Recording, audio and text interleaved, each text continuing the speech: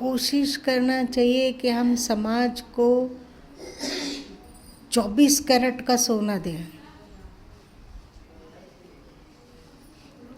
ये तो किया ही जा सकता है। एक पैसा भी उसमें, क्या उसको कहते हैं,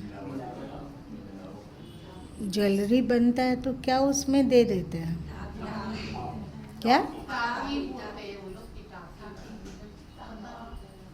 हाँ, क्योंकि 24 कैरेट से ज्वेलरी बन नहीं सकता, इसलिए उसमें मिलावट होती है।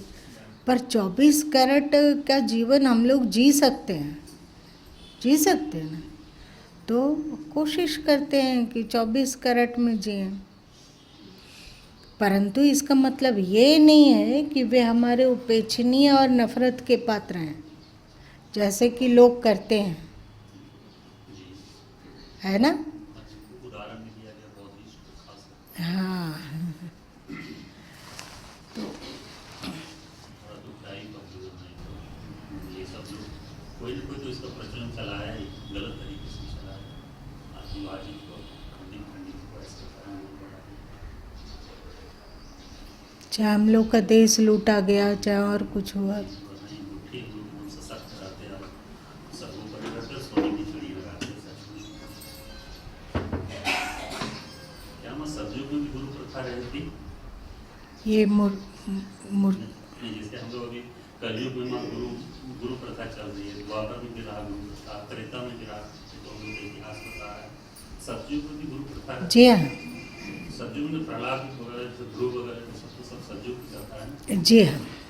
तो उन लोग भी तो गुरु के शरण में जाती हैं। प्रहलाद के तो गुरु नारद जी थे, और ध्रुव के भी गुरु नारद जी ही थे।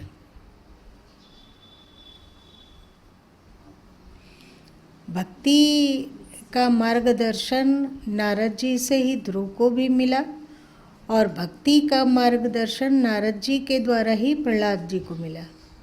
यदि उनके जीवन में नारद जी नहीं आए होते तो वे आज ध्रुव प्रहलाद नहीं होते।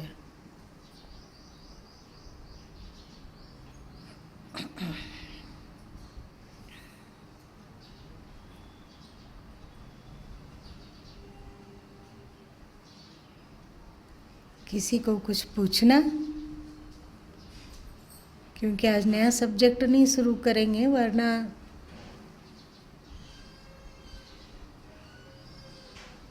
कुछ पूछना। इस तरह का सत्संग सुने तो कुछ नहीं पूछना आप लोग को।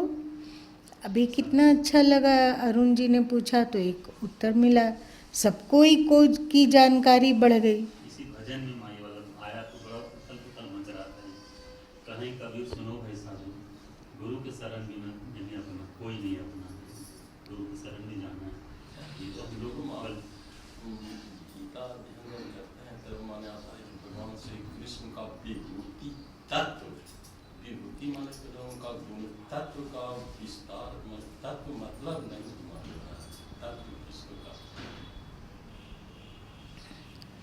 कहीं पर संसार में जहाँ भी विलक्षणता दिखती है, वो विलक्षणता ईश्वर की ही है। ऐसा नहीं है कि जल में रस है ना, जल में रस है तो श्री कृष्ण कहते हैं कि जो जल में रस है वो मैं हूँ, मतलब उसमें रस जो है वो ईश्वर की ही विभूति है। आप लोगों को याद होगी, एक बार कहानी सुने थे हम लोग उपनिषद की, कि एक बार देवताओं ने असुरों पर विजय प्राप्त की तो उन लोग को घमंड हो गया और वे उन्मत्त की तरह कहने लग गए कि मैं बलशाली, मैं ताकतवर, मैं ज्ञानी, मैं सर्वगुण संपन्न। तो वो पर तत्व परमात्मा यक्ष के रूप में प्रकट होकर घोर गर्जना करने लग गया, क्योंकि ज्ञान देने के लिए किसी न किसी शरीर का आधार लेना होता है, ठीक है। वही ईश्वर किसी एक विवेक संपन्न व्यक्ति को अपना आधार चुन लेता है, जिसके भीतर ज्ञान का संस्कार है, अध्यात्म का संस्कार है, अथवा जिसका मानस की संरचना श्रेष्ठ हो चुकी है ना, जो अनेक जन्मों से साधन करते करते अब परिष्कृत हो गए हैं और साथ में प्रक्षालित भी हो गया है। प्रक्षालित मतलब निर्मल। जितना उनके भीतर मल और विकार था वो जिनका बह चुका है, और परिष्कृत मतलब अब अध्यात्म में बढ़ने की क्षमता उनमें आ चुकी है। मतलब अध्यात्म में और ज्ञान का प्रवेश उनमें हो, इसकी क्षमता पात्रता वे प्राप्त कर चुके हैं। ऐसे व्यक्ति का वो ईश्वर अपना निमित्त बनाता है, और उस जिसको आप लोग सदगुरु कहते हो, गुरु कहते हो ना, वो उनका आधार लेकर ज्ञान का उपदेश करते हैं। तो श्री कृष्ण का आधार लेकर वह परमात्मा उपदेश कर रहा है। शरीर कृष्ण का है, पर उसमें जो उपदेश कर रहा है वो परमात्मा कर रहे हैं। जैसे बीजक में सदगुरु कबीर साहब ने कहा कि तै सुत मानु हमारी सेवा, तो कह राज देहो देवा। तुम मेरी सेवा, मेरी भक्ति स्वीकार करो, मैं तुम्हें देवताओं का दुर्लभ राज्य दे दूंगा। तो इसको समझा जाना चाहिए कि सदगुरु कबीर साहब एक महानतम पात्र हैं।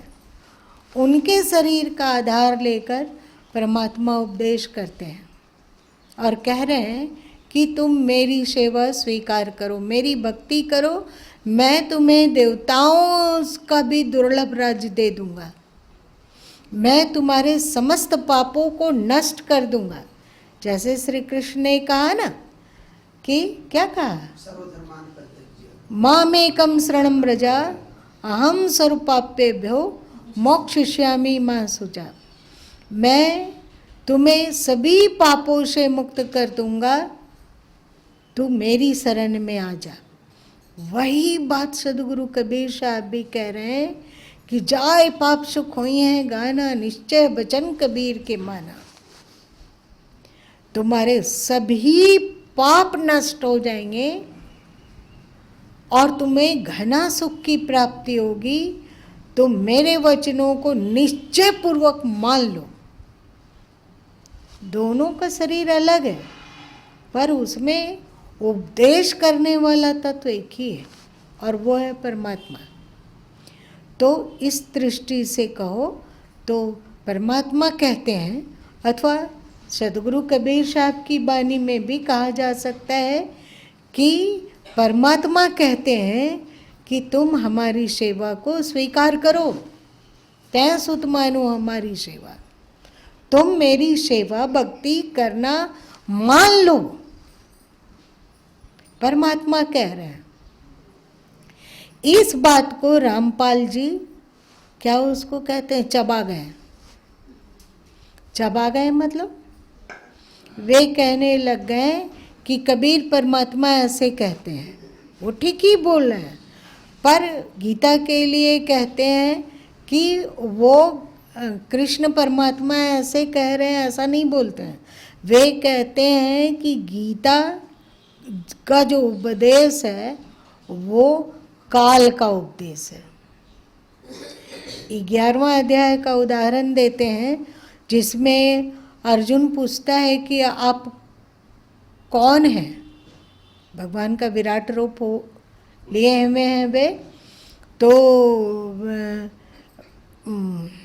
अर्जुन पूछता है कि आप कौन हैं और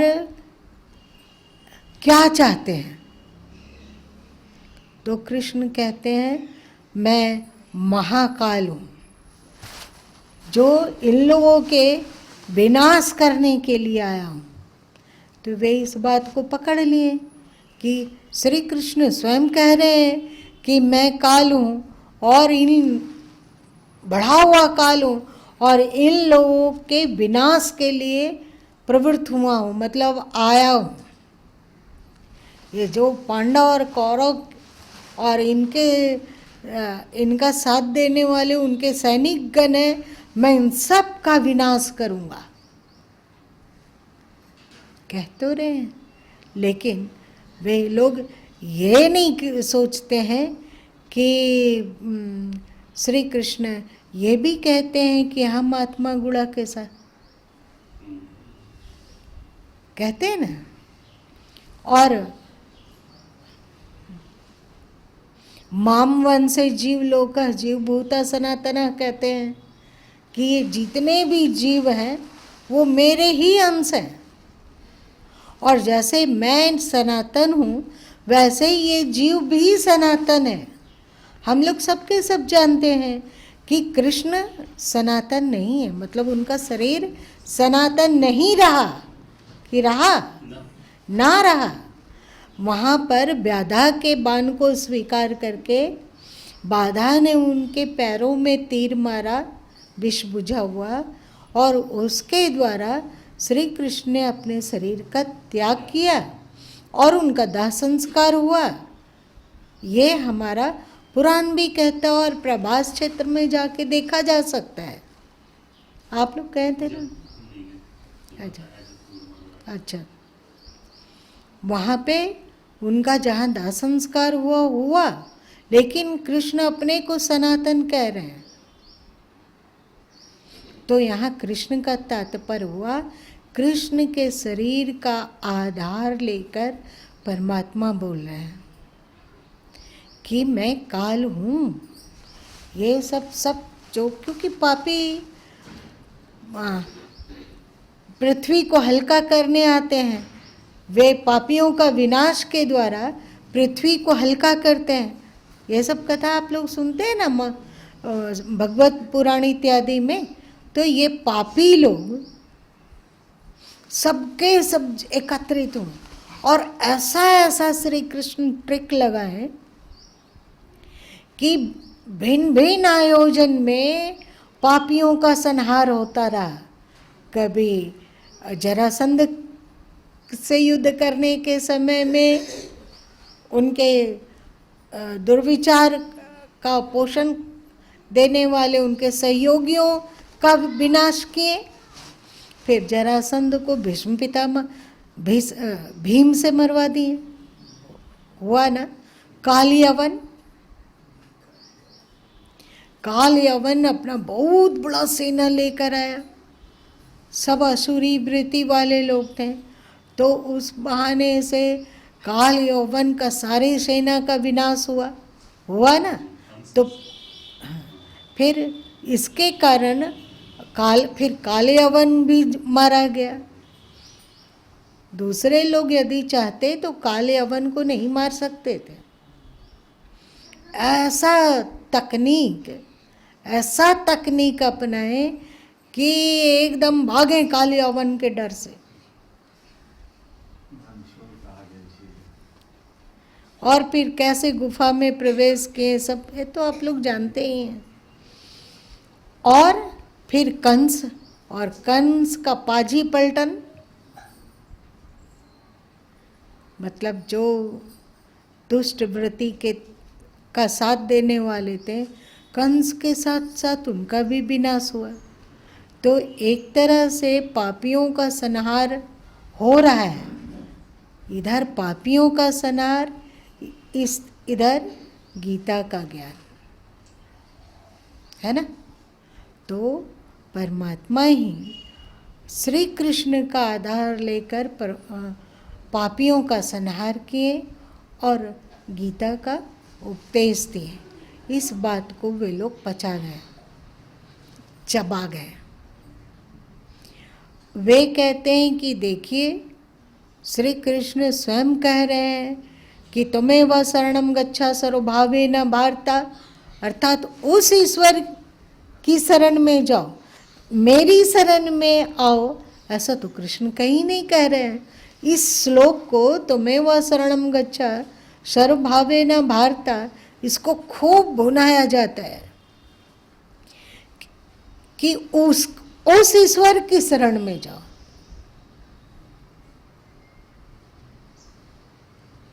लेकिन वे इस बात को चबा जाते हैं कि सर्वधर्मान परित्यज्य मामेकम शरणं व्रज, इस बात को चबा जाते हैं। मन मना भव मद भक्ता मध्याय जी माम नमस्करु, ये सब को चबा जाते हैं।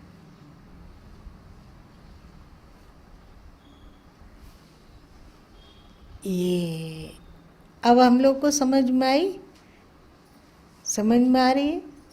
तो कृष्ण के शरीर का आधार लेकर वे असुर वृत्ति वाले का संहार किए और गीता का उपदेश दिए, जिससे कि मनुष्य फिर असुरी वृत्ति को प्राप्त ना हो। इसलिए भली बात ही समझाएं गीता में घोट घोट कर कि ये दैविक संपदा है और ये असुरी संपदा है। बढ़िया से लखाएं। क्यों लखाएं? कि यदि किसी में असुरी संपदा है तो वो उसका त्याग कर दे, वरना उनका भी संहार होगा। और जो दैवी संपदा वाले लोग होंगे उसकी रक्षा वैसे ही होगी जैसे दैविक संपदा वाले होने के कारण पांचों पांडवों की रक्षा हुई। ठीक है ना, पांचों पांडवों की रक्षा हुई। तो गीता के द्वारा एकदम स्पष्ट वो ईश्वर किया कि ये असुरी संपदा है और ये दैवी संपदा है। मतलब ये असुरी दुर्गुण है, असुरी वृत्ति है, और ये दैविक वृत्ति है, दैविक गुण है। बढ़िया से फारा फार करके कितना सब कुछ वो परमात्मा, बीजक में जो भी है वो परमात्मा ही कह रहे हैं। लेकिन ऐसा नहीं कि आप डोडाय मंगरू किसी भी संत की वाणी को परमात्मा की वाणी समझ ले।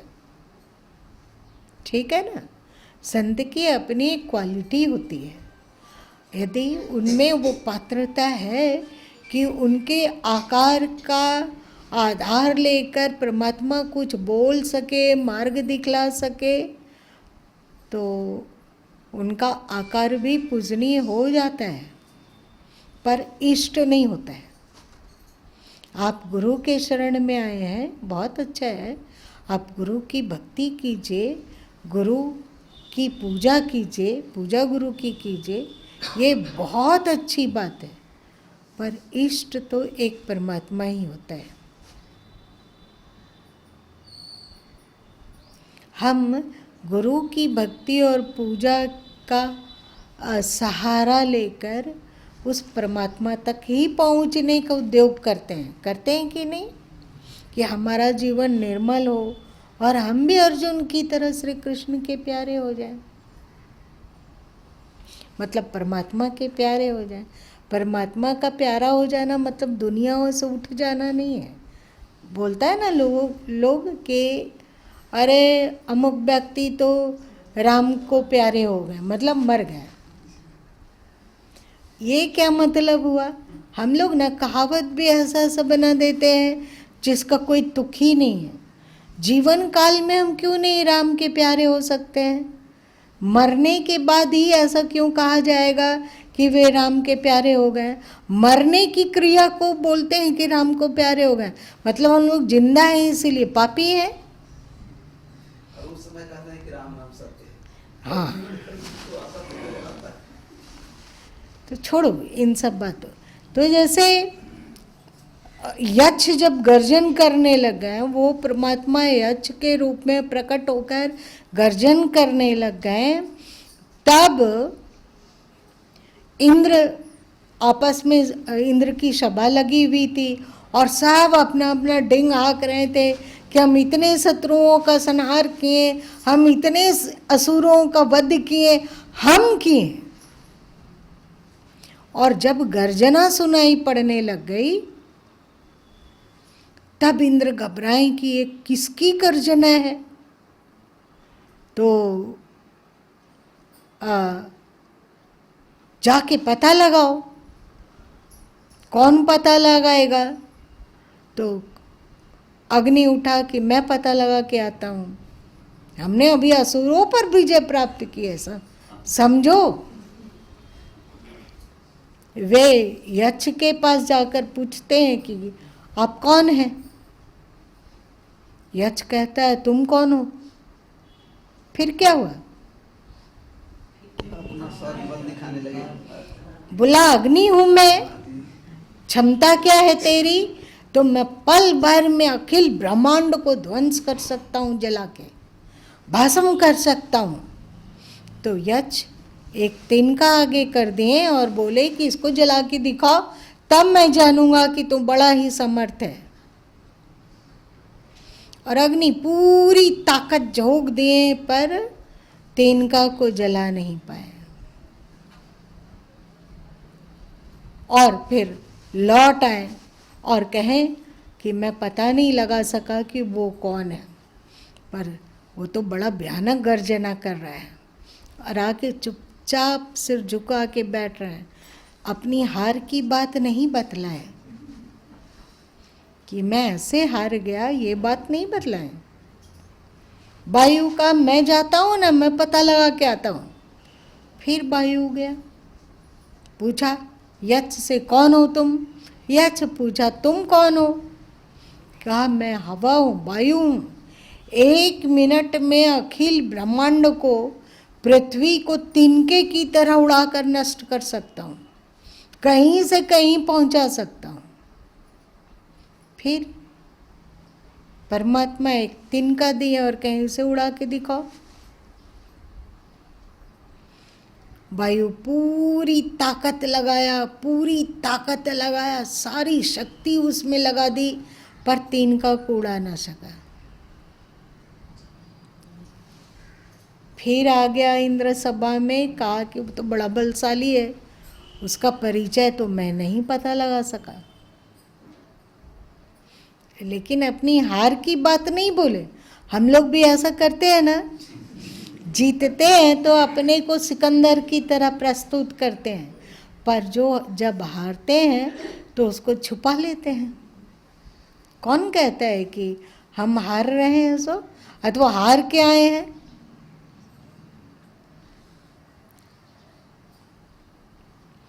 फिर इंद्र उनकी पता लगाने के लिए गया। इंद्र को आता देखकर वो परमात्मा लुप्त हो गया। तो व्याकुल होकर नंदन वन में, स्वर्ग के वन को नंदन वन कहा जाता है ना, तो नंदन वन में यक्ष की खोज में भटकने लग गए। तो देवी उमा, कोई त्यागी तपस्वी कुछ भी हो,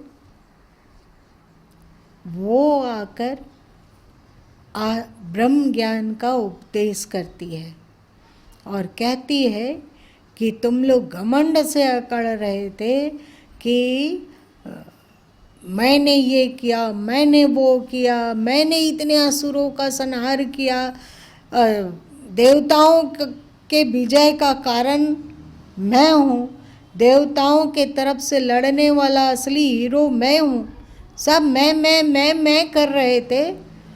तो वो परमात्मा ये बताना चाह रहा था कि जो कुछ शुभ और सुमंगल है सब कुछ तेरा नहीं मेरा है। इसका उपदेश देने के लिए वो परमात्मा आया कि उन असुरों पर विजय परमात्मा के कारण हुई, तुम्हारे कारण नहीं। तुम मात्र निमित्त थे। तो और परमात्मा की ही शक्ति हर जगह है, जहाँ भी जीवन है, जहाँ भी कुछ विलक्षण है, सब जगह परमात्मा की ही शक्ति है। इस दृष्टि से देखो, कहीं से तरंग मिल रहा है उसकी बात कह रहे हैं। कहीं से तरंग मिल रहा है कि जब जो भी विलक्षणता है वो परमात्मा की है, तो फिर जो नेगेटिव है वो किसकी है? छल है, कपट है, चोरी है, व्यभिचार है, नशा है, मांसाहार है, ये किसकी है? यदि जीवन परमात्मा है तो मृत्यु कौन है?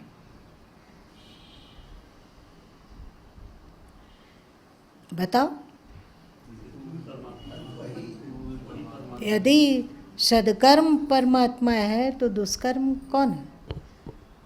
यदि पुण्य परमात्मा है तो पाप कौन है?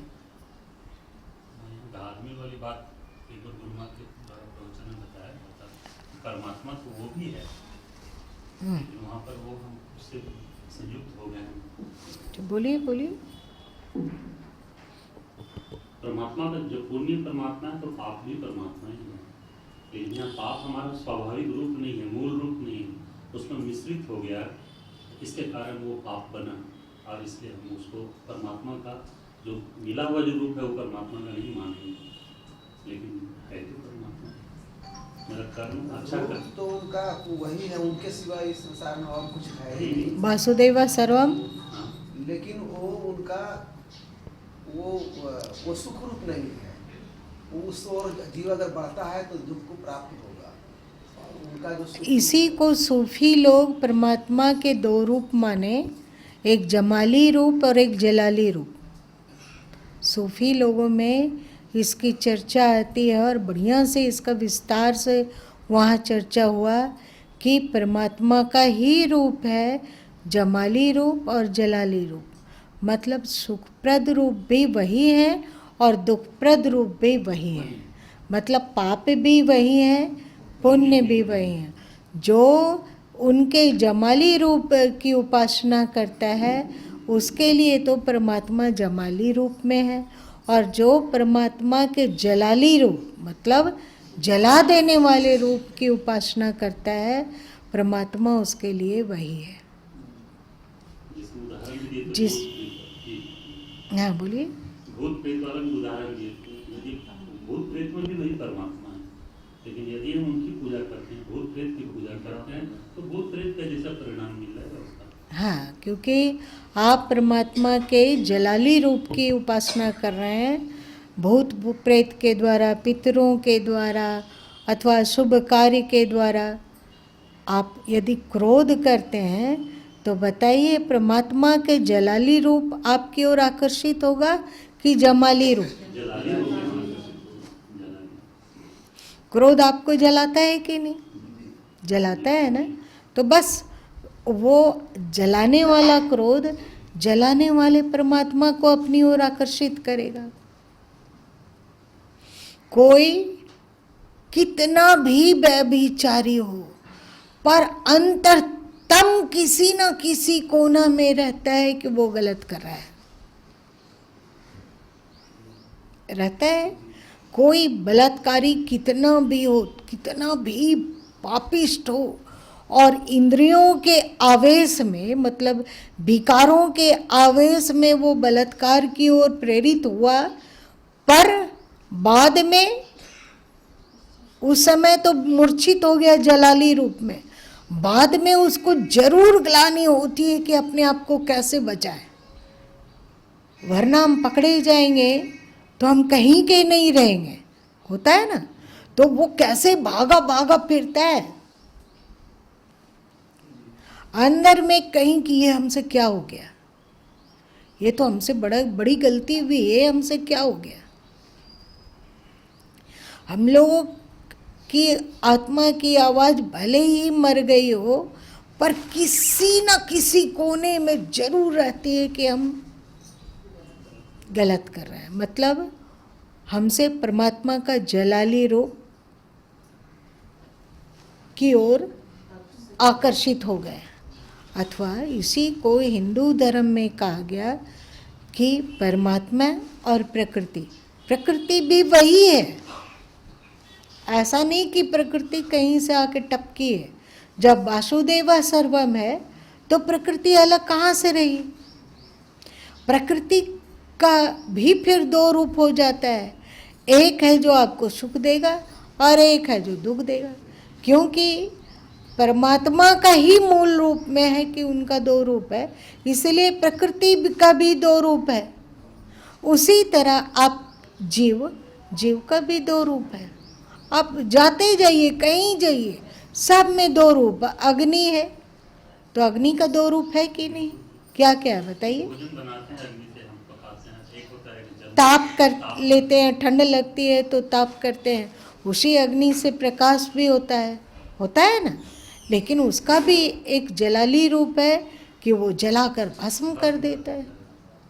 हवा है, हवा के भी दो रूप है। एक शीतल हवा दे रही है अंदर। जो ऑक्सीजन से पूरित है ना, ऑक्सीजन से पूरित है, एक वो हवा और एक कार्बन डाइऑक्साइड से परिपूर्ण हो गई वो हवा। दोनों हवा ही है कि अलग अलग है? कार्बन डाइऑक्साइड हवा का ही अंश है कि अलग है? आप कमरे को बंद करके रूम हीटर जला के छोड़ दीजिए रात भर, अथवा आप डिबरी सब पहले चलता था ना, तो डिबरी जला के आप घर छोड़ दीजिए, अथवा आग धधकाएं और सारी खिड़की दरवाज़ा सब कुछ बंद है, तो वहाँ कार्बन डाइऑक्साइड से पूरित हवा है, वो हो गई, तो लोग मूर्छित हो सकते हैं, मर सकते हैं, मर भी सकते हैं। पेड़ के नीचे बैठने पर व्यक्ति दूसरे दिन सुबह मूर्छित पाया जाता है, तो लोग अज्ञान के कारण कह देते हैं कि भूत के डर से, भूत पकड़ लिया, भूत के डर से ये बेहोश हो गया। जबकि ये ऐसी बात है नहीं, क्योंकि रात्रि के समय में पेड़ का ऐसा इस नियम से बनाया है कि वो ऑक्सीजन लेता है और कार्बन डाइऑक्साइड छोड़ता है। तो कार्बन डाइऑक्साइड के घेरे में आप आ गए तो आप मूर्छित हो गए, क्योंकि आपको फ्रेश हवा नहीं मिली, है ना। पेड़ पौधे हैं, उसके भी दो रूप हैं, देख लो। उसी पेड़ पौधे में आपके रोगों को नष्ट करने की भी क्षमता है और आपके रोगों को बढ़ा देने की भी क्षमता है कि नहीं? अब आपकी मर्जी कि आप उसका कौन सा रूप को अपनी ओर आकर्षित करते हैं। वही पेड़ ऑक्सीजन भी देता है और वही पेड़ कार्बन डाइऑक्साइड भी उगलता है। अब आप सोचो कि आपको क्या करना है ना। तो परमात्मा का दो रूप, जिसको कि कहा गया कि एक प्रकृति और एक परमात्मा, है ना, उसी को सूफी लोग अपनी अरबी भाषा में बोले एक जमाली रूप और एक जलाली रूप। अब जीव बीच में है, वो जमाली रूप को भी चुन सकता है और जलाली रूप को भी चुन सकता है। जलाली रूप को आप चुनोगे तो तदनुसार उसका आप फल को पाओगे, तदनुसार उसका फल आपको मिलेगा। और यदि आप जमाली रूप को चुनते हो तो तदनुरूप आपको फल मिलेगा, है कि नहीं? है तो फल दोनों। आप आम को खा लो अथवा धतूरा को खा लो, फल तो दोनों कहलाएगा। आम खाओगे तो स्वाद से परिपूर्ण हो जाओगे, वाह बड़ा मीठा लगा, और जब आप धतूरे को खाओगे तो बेहोश हो जाओगे, ज़्यादा मात्रा में खा लो तो मर जाओगे, होगा ना। हर चीज वही है।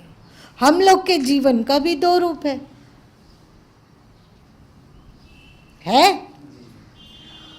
अच्छाई की ओर भी बढ़ सकता है हम लोग का जीवन, मतलब ईश्वर का जमाली रूप की ओर भी बढ़ सकता है, जलाली रूप की ओर भी बढ़ सकता है। मतलब हम ईश्वर के सृजनात्मक रूप की ओर भी बढ़ सकते हैं और विध्वंसक रूप की ओर भी बढ़ सकते हैं। है तो वही आप स्वतंत्र हो कि उन्हें आप कौन से रूप को चयन करते हो, उनके कौन से रूप का चयन करते हो, कौन सा रूप आपको प्यारा है, आप चुन लो। क्रोध भी वही है, बलात्कार भी वही है, व्यभिचार भी वही है, सब कुछ तो वही है, झूठ भी वही है, छल भी वही है, कपट भी वही है। जैसे सत्य वो है, अहिंसा वो है, अस्तेय वो है, संयम वो है, तो वैसे ये भी वही है। अब आप सोचो, हो गया? तो परमात्मा का ही विभूति है कि जल में रस है, वायु में प्राण है। ये परमात्मा का जमाली रूप है, पर वहाँ भी जलाली रूप छुपा हुआ है। जल में रस परमात्मा है, वो उनका जमाली रूप है, जीवन रक्षक रूप है। पर जलाली रूप है कि यदि आप पानी में डूब जाओ तो जल में जो रस है उसको तो तत्व कह सकते हैं, वही तत्व जो दिया गया जो रस तत्व नहीं है, परमात्मा ही तत्व है, पक्का है। उसमें जल में दोनों तत्व है, जमाली और जलाली। जमाली को रस कहा गया और जलाली तो आप लोग जानते ही हैं। बारिश होती है तो उसको भयानक बारिश होती है, जल प्रलय में सृष्टि का क्षय होता है, सब तो उन्हीं का है। आप समझ में आई मेरी बात? विभूति किसको कहा गया? परमात्मा के सृजनात्मक रूप को विभूति कहा गया, और परमात्मा के विध्वंसक रूप को भूति कहा जाता है। मतलब प्राकृतिक, प्रकृति मतलब उनका जलाली रूप, माया रूप, विध्वंसक रूप। आप समझ में आ गई? बढ़िया से समझे कि नहीं? आप लोग को समझ में आई? चलो धन्यवाद सही क्वेश्चन उठाने के लिए। यदि नहीं उठाते तो इसकी चर्चा होती ही नहीं, है ना? भगवान श्री कृष्ण ने अर्जुन को ही क्यों गीता का उपदेश दिया, जबकि उनसे श्रेष्ठ युधिष्ठिर थे, विद्वान थे। ये आप जानते हैं उसका उत्तर। इस पर उपदेश हो चुका है। आ गया, लेकिन फिर भी लगा कि युधिष्ठिर तो ज्यादा धार्मिक नहीं थे वे, ज्यादा धार्मिक नहीं थे वे, बड़े भैया थे इसीलिए धार्मिक थे, वरना कोई अपनी पत्नी को जुआ में दांव पर लगाता है? आप लगाएंगे क्या? आप लगाएंगे? आप अपने भाई को जुआ पर दांव पर लगाएंगे? नहीं लगाएंगे। तो अर्जुन बहुत श्रेष्ठ है, अर्जुन में भक्ति है, अर्जुन में समर्पण है, और युधिष्ठिर में पागलपन है। ये उचित है, ऐसा धर्म सम्मत है कि एक राजा दूसरा राजा यदि आमंत्रण दे रहा है और नहीं जाना और उसके आमंत्रण को स्वीकार नहीं करना, ये राजा का कर्तव्य नहीं है। इसलिए वे वहाँ गए, जबकि पासा खेलने के लिए आमंत्रण किए थे। तो यहाँ वहाँ अर्जुन होते तो साफ कह देते कि मैं पासा नहीं खेलूँगा। शास्त्र क्या कह रहा है सो अलग बात है, जो हमें विवेक सम्मत नहीं लग रहा है उस ओर नहीं जाऊंगा। पर युधिष्ठिर गए, और गए तो चलो भाई ठीक है, पासा खेले वो भी माने कि चलो ठीक है। पत्नी का को जुआ पर लगाने के लिए कौन कहा था? और वो लोग उकसाए कि तेरे पास तो इतनी सुंदर पत्नी है, उसको भी लगा दो। अरे पत्नी कोई वस्तु है क्या? भाई क्या कोई वस्तु है जिसे आप किसी को दान दे दो? तो उसको कैसे धर्मात्मा आप कह रहे हैं? अर्जुन के जीवन में एक भी ऐसी घटना नहीं है। भले ही अर्जुन स्वर्ग गए और उर्वशी उनको कितना अपनी ओर आकर्षित करना चाहिए, पर अर्जुन डर रहे हैं तो डर रहे हैं।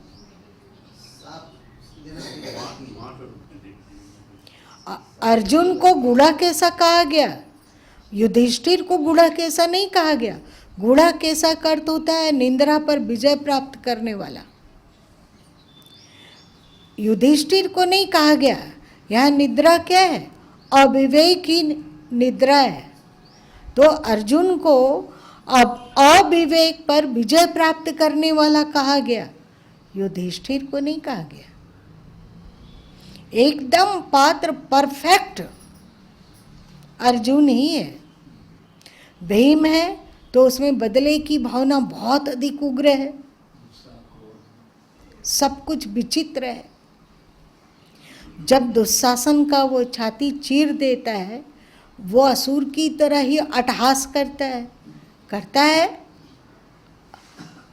दुशासन मारा गया, ये अर्जुन को भी अच्छा लगा होगा, पर वो असुरी अट्टहास करना और उस रक्त को पी जाना और रक्त को अपने में लपेट लेना और उस रक्त को ले चलना, द्रौपदी के बालों को धोने के लिए, क्या कहते हैं नकुल सहदेव, एक जन को अपना ज्योतिष का अहंकार है और एक जन को अपना तलवार का अहंकार है। युधिष्ठिर अर्जुन में जो भक्ति है, जो समर्पण है, वो दूसरे में कहाँ? अर्जुन पात्र है ज्ञान का। उस समय क्या था कि पात्र को देखकर ज्ञान दिया जाता था। अभी के समय में संत को लगता है कि कौन पात्र और कौन अपात्र।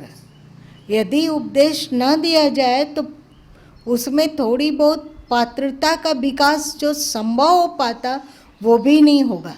इसलिए संत लोग पात्र अपात्र देखे बिना उपदेश की झड़ी लगाते रहते हैं और लगाते रहते हैं। ठीक है, ये क्वेश्चन का भी हो गया। अब अगला क्वेश्चन नहीं, समय नहीं है।